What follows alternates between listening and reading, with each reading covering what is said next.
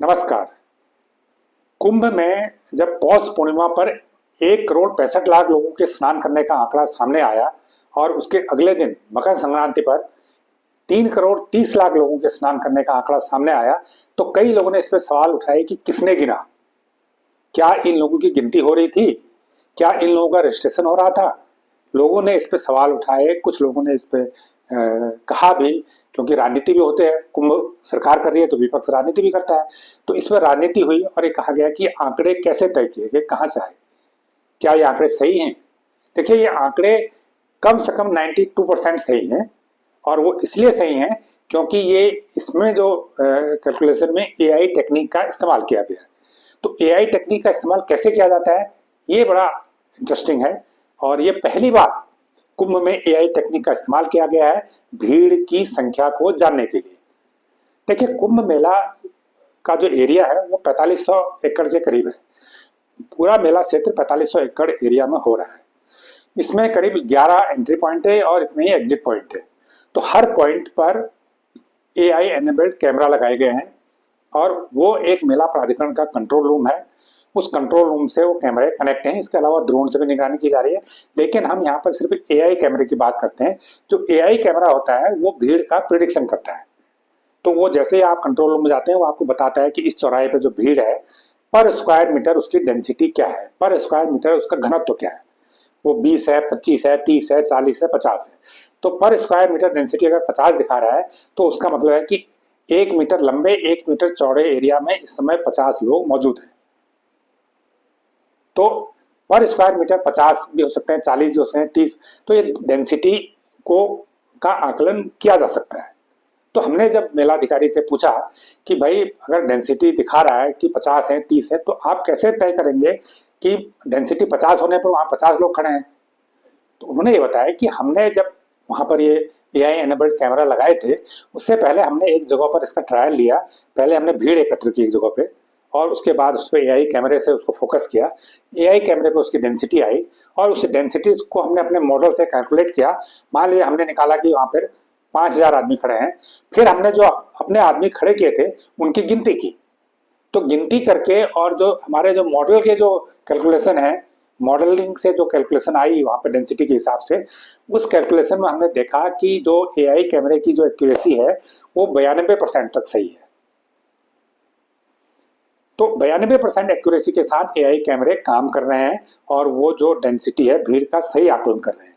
तो इसका मतलब ये हुआ कि अगर एआई कैमरे के जरिए ये सूचना आ रही है कि वहां पर 1,65,00,000 लोग एक दिन में मौजूद थे, तो फिर इसको हम कम से कम मान चलें कि 92% ये डाटा करेक्ट है। अगर इसमें गड़बड़ी की संभावना है तो सिर्फ 8% है। हालांकि जब ये डाटा रिलीज किए गए थे तो उस समय भी ये जो 8% का जो मॉडल एरर है, इसको माइनस कर लिया गया था।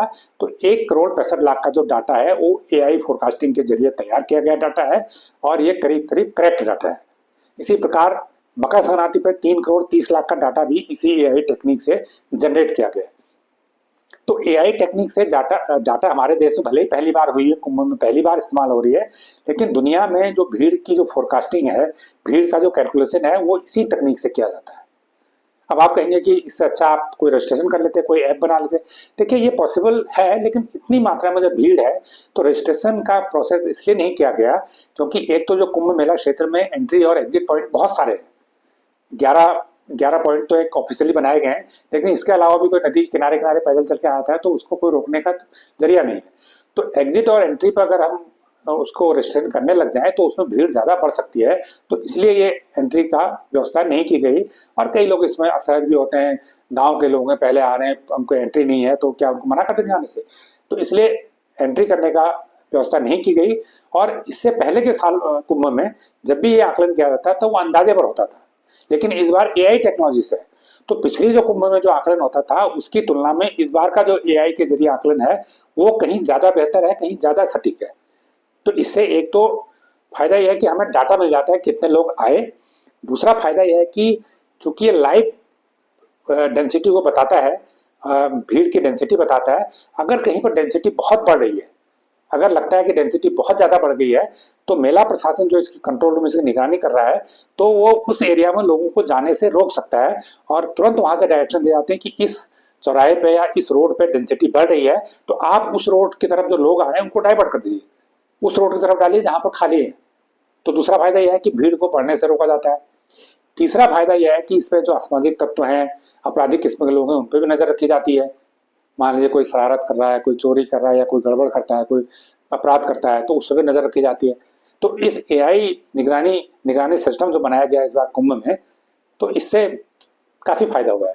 तो इसको ऐसा नहीं कि भारत उत्तर प्रदेश सरकार कर रही है, एक निजी एजेंसी अर्नेस्ट एंड यंग जो मशहूर कंसल्टेंसी कंपनी है, आईटी कंपनी है, तो वो इस काम को देख रही है, वो इसका आकलन कर रही है। तो इसलिए इसकी जो सत्यता है, जो इसका प्रमाणीकरण है, और भी बेहतर है और भी भरोसेमंद हो जाता है, क्योंकि ये अर्नेस्ट एंड यंग भारत की नहीं दुनिया की बेस्ट कंपनीज में जानी जाती है।